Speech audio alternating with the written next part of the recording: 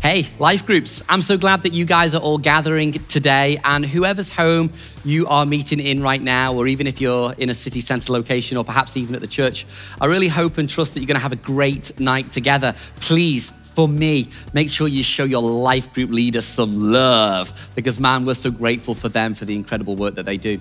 Hey, we've been in this series right now called The Blessing of Being Stuck, and this Sunday in church, we spoke about this idea about, well, what do you do when you're sick and tired of being stuck? Because we all know what it's like to find a difficult bump in the road sometimes, but what do you do when it feels like that's been your life? Especially concerned with implementing God's plan and purpose for your life. Sometimes it can feel like you're so sick and tired of not knowing how to implement God's plan and outwork it for you.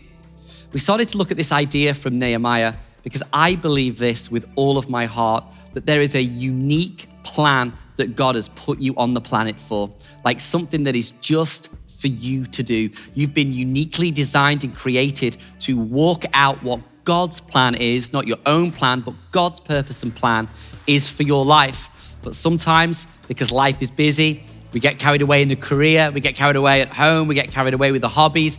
Sometimes we can walk away from what we actually know in the depth of our soul to be God's plan for our lives.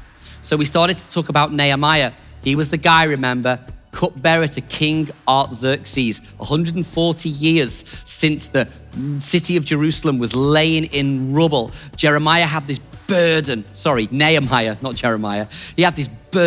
to do something about that. And what we see is that he did three things. Three things got him going and walking in complete alignment with what he knew was God's plan for his life.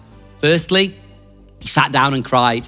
He got emotionally in tune with what God was asking of him. It was that moment where he was like, somebody's got to change something about Jerusalem.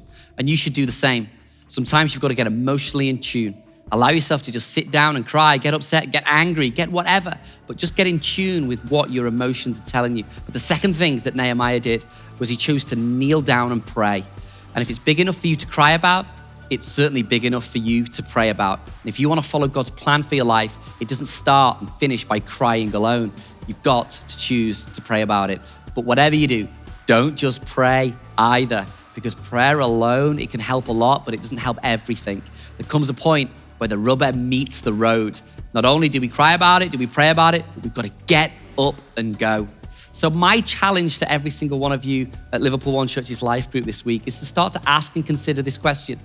Are there things that you've maybe been running away from that you feel God is asking you to do?